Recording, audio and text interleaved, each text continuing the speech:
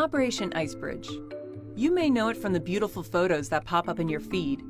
But did you know that IceBridge is the largest polar airborne survey of its kind? IceBridge was designed to study annual changes in the thickness of sea ice, glaciers, and ice sheets, as well as bridge the data gap between the ISAT and ISAT-2 polar observing satellites. Between 2009 and 2019, IceBridge flew over 1,000 scientific missions, gathering data that has redefined our understanding of the cryosphere.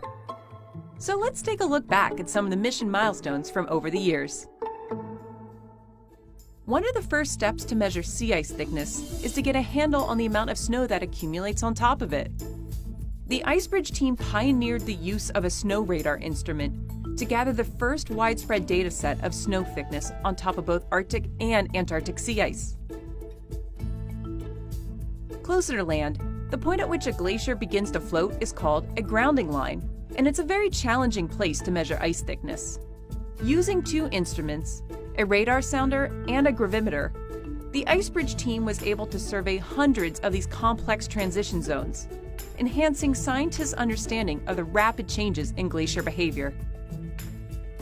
In 2011, NASA scientists discovered a 19-mile-long crack across the Pine Island Glacier, one of the fastest retreating glaciers in Antarctica. The crack measured 260 feet wide and 195 feet deep when it was observed. Throughout the mission, IceBridge was able to map rifts in ice shelves prior to major calving events. And while these events are part of a natural cycle, IceBridge's observations helped scientists better record the changes in calving frequency and model how they may be related to a thinning ice shelf. The motion of the Antarctic ice sheet, the largest ice sheet in the world, is heavily influenced by the topography of the bedrock underneath.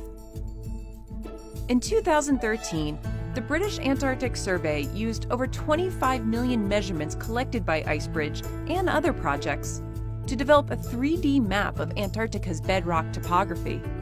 Called BedMap 2, it provided unprecedented detail of how the continent's bedrock shaped the flow of the ice sheet. Data collected by IceBridge enabled many discoveries in the Arctic as well. A team from the University of Bristol used IceBridge's radar data along with other data sets to uncover a 400-mile-long canyon buried under nearly 2 miles of ice. This hidden canyon is longer than any other known on Earth and provides a critical clue to modeling how melting ice is funneled into the Arctic Ocean. Using ice-penetrating radar data collected by IceBridge, scientists were able to build the first ever age map of the layers deep inside the Greenland ice sheet. For the first time, scientists could navigate the history of Greenland's ice layers, extending previously collected ice cores to better understand the ice sheet's history and help build models of its future. An international team of scientists used decades of NASA data to uncover a massive impact crater hiding beneath the Hiawatha Glacier in northwest Greenland.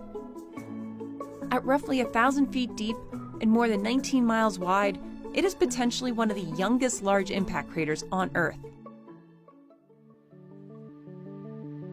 6. That's gonna 5, 4, 3, 2, 1. Mark on the overpass 0435 350. Ice was bridged on April 8, 2019, with a direct underflight of the ISAT-2 satellite over Arctic sea ice.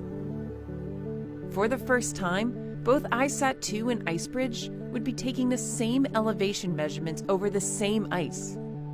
These mirrored measurements were critical in validating the satellite's instruments and continue the legacy of IceBridge after the mission was completed.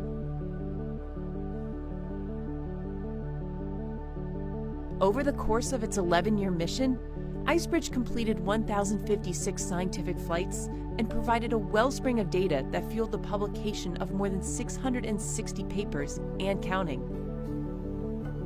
The mission provided new insight into the processes driving the changes in the cryosphere, helping scientists better understand what we can expect in the future.